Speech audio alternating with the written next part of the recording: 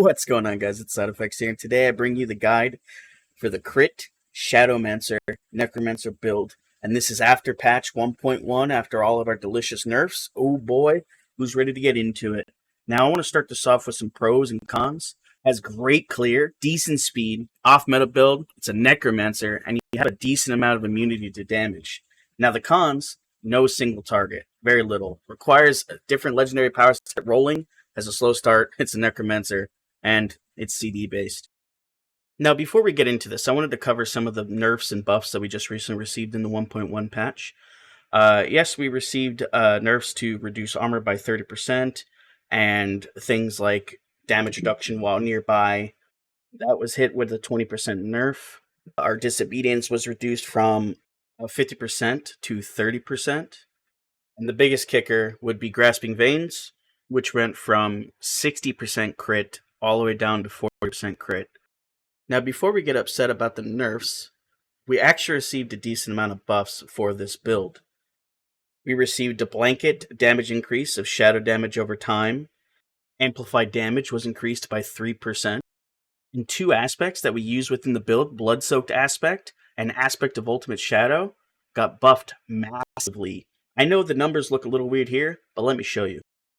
Now here's my ring before the patch with the Blood-Soaked Aspect. As you can see, the damage is 775. Now here's the ring after the patch. Now you'll see that the damage is 1,214. That's just shy of double damage. So what I'm trying to say here is, yes, the game was nerfed, classes were nerfed, but our build, because of it being off meta and a B tier build, we actually got hit with some buffs. So let's jump right into this and let's get started. Now, I'm going to try and go through this as quick as I can, but we take 1 point into Reap and 1 point into Enhanced Reap. We actually don't use this. You can if you want to, in the sense of getting a corpse quicker to corpse tendril them faster, but we don't have room for this on our bar, so this is just to pass on to the next tier. We're going to take 1 point into Blight with Enhanced Blight and Supernatural Blight. The reason for this is just to add extra damage for a single target, adds a little bit of a slow, but we already get that from Decrepify down the road. And then we also do 15% increased damage to enemies affected by Blight, so we use that for a single target. We take 1 point into Hued Flesh, which causes our lucky damage to have a chance to create a corpse at the current location, obviously doubled against bosses, as you can see there. 5 points into Blood Mist. This is a core aspect of our build. This is an ability that we're constantly resetting cooldown on, and this is what places all of our corpses and gives us a decent amount of damage. With Enhanced Blood Mist and Ghastly Blood Mist, again, as you can see here, leaves behind a corpse every 1 second. We're going to take 5 points in the Corpse Explosion. This is our primary damage from the corpses laid from Blood Mist. We're going to take Enhanced Corpse Explosion. Corpse Explosion radius is increased. And then we're going to take Blighted Corpse Explosion, which causes our damage over time pool on the ground from all the mobs. We also have plus Corpse Explosion on our gear, which is why we're currently rank 8. Take 1 point into Grim Harvest, which gives you Essence every time you Corpse Explosion. And then 3 points into Field by Death, which you deal increased damage for 6 seconds after you consume a corpse. Heading down, we're going to take Decrepify. I only put 1 point into Decrepify. My gear has +5, but 1 point into Decrepify. This is how we reset all of our cooldowns. You'll notice when I'm playing, I'm running around Decrepifying absolutely everything because we stack Lucky Hit. And as you can see here, it says enemies hit while affected by Decrepify have a 10% chance to be stunned for 2.28 seconds. And then enemies hit while affected by Decrepify have a 15% chance to reduce your active cooldowns by 1 second. This is the primary aspect of this build. Again, Enhanced Decrepify, and then Abhorrent Decrepify, which is to reduce the cooldowns. This is clutch. Amplified Damage, just deal increased damage to cursed enemies from Decrepify cursed enemies. And then 3 points in Death Embrace. Mobs take more damage the closer they are to you. You take less damage the further they are away. Now, Corpse Tendril, this is going to be basically your filler points at the end, like when you have all your Paragon points and whatnot, not Paragon points, Renown skill points. So you could start off with 1 point in Corpse Tendril. Basically, this is used to group in all the mobs together, and also it's our only form of vulnerability to grab vulnerability onto the mobs. 3 point in Reaper's Pursuit. which gives us movement speed when we hit with a darkness skill, which a lot of our dots are darkness now, especially Bone Storm when we get there. I'll explain that. Gloom, basically when you damage enemy with darkness skills, they take increased shadow damage over time. Stacks up to 3 times. Darkness skills deal 12% bonus damage to enemies that are slowed. Decrepify slows. And then a bonus damage to enemies that are stunned. Decrepify has a chance to stun. These bonuses stack to apply shadow damage dealt to your... these bonuses stack and apply to shadow damage dealt by your minions. We don't use minions, but these stack. So basically, it's like a damage multiplier.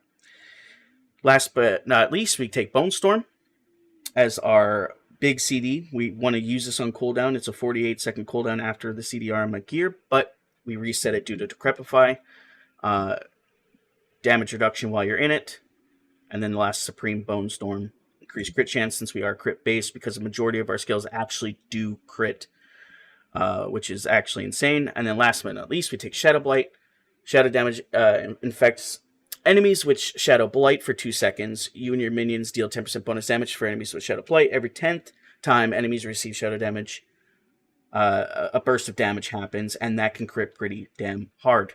Now, hopefully that explains the skill tree here. Now let's jump right into the Paragons. Our starting point here, we're going to be taking Exploit for our first glyph. Max Radius increases our vulnerability damage by 23.9% for my current level 15 Exploit. Next, we're going to be going for the legendary node Wither. So Wither card with the glyph Control. Leave these up on the screen so you can copy them. I'll also have everything posted down below in a website forum so that way you can see everything laid out so you can just reference that if you need to. Then over here we're going to Flesh Eater in the legendary node with Territorial in the glyph slot, 43.6% to close enemies, more damage to close enemies once you have your Paragon points in. And last but not least, Sent to Death with the glyph Darkness. This one I'm currently leveling up, that's why it's pretty low. Now let's jump into the gear and stat priority. First we're going to start off with our helmet. Our stat prio is cooldown reduction, max life, plus ranks to Decrepify, and plus intelligence. Our aspect is going to be Aspect of Exploding Mist, and this has to be found on an open world legendary, and Ruby Gem for max life. Next, we're going to be looking at our chest piece, which we want damage percentage, damage reduction when close, and max life. 2 Ruby Gems for maximum life within the sockets, and Aspect of Disobedience. This just got nerfed recently from 50% to 30%, as I said before, and this could be unlocked by completing Halls of the Damned in Khagistan.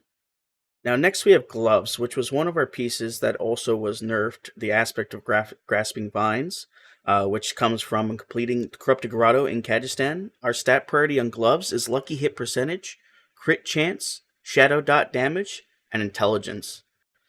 Now you don't have to use these gloves. You could use Howl from Below, especially before you get your weapon. This makes single target a lot easier, especially for bosses that want to move around a lot and all that. It'll actually cause your corpse explosions to chase the mob and lay it at their feet.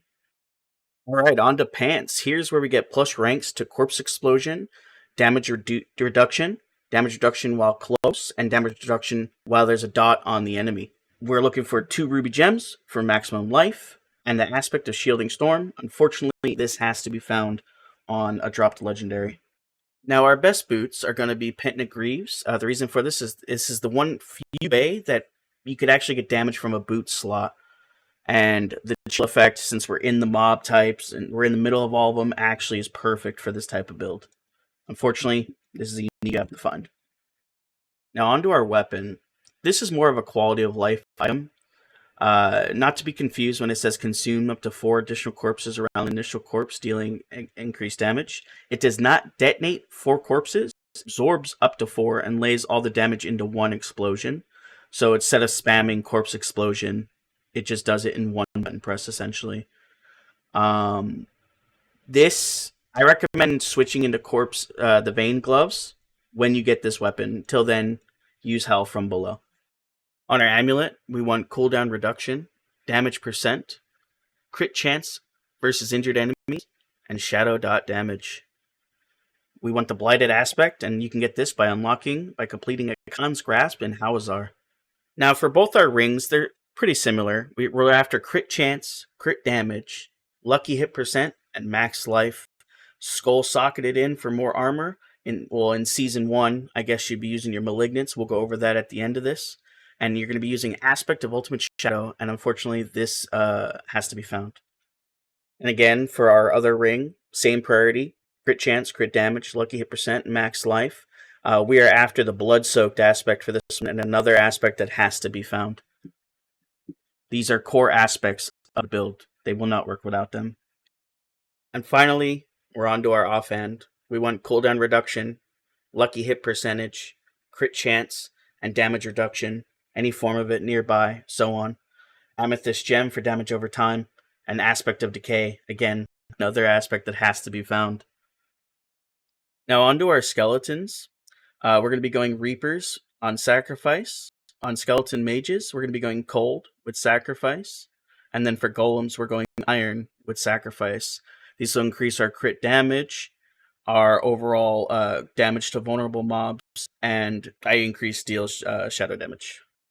Now, we've been here for quite some time now, but before I forget, I want to go over the Malignants that we will possibly be taking for this build. First is Decrepit Aura. When at least 5 enemies are near you, you gain an aura that automatically curses surrounding enemies with Decrepify. That's what we're spamming throughout our dungeon, so this is just a huge quality of life. Next is the Sacrilegist. Walking over a corpse automatically activates an equipped corpse skill. Now, we're not sure how this is going to affect the build. It might put us in a weird predicament where it puts Corpse Tendril on a cooldown or something like that. We'll have to see. Now, our best one is called Creeping Death. Your damage over time effects are increased by up to 40% for each different crowd control effect on the target.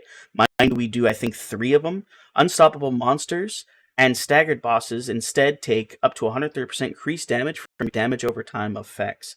Now, I'm assuming this is going to be pretty rare, but if not, this is 100% going to be our go-to Malignant for this build. Now, in this clip, I wanted to show you guys, not the damage, because it is lackluster. Again, single target is not the strong point of this build, but I wanted to show you guys the constant resetting of the cooldowns. If you look at the skill bar, you'll see it Blood Mist and Bone Storm coming off cooldown insanely fast. That is the primary concept of this build. On the screen right now, I'm going to post 2 rotations. One is your every pack rotation. Another one would be your single target rotation. And I think that's all for me. I just wanted to say thank you so much for everything over these past couple of videos. Hopefully this one was good. This is video number 3 for me, so yeah. But again, guys, you can check me out at kick.com/SideFx. I will be streaming the start of tomorrow of the season and onward. Thanks, guys. I appreciate every one of you.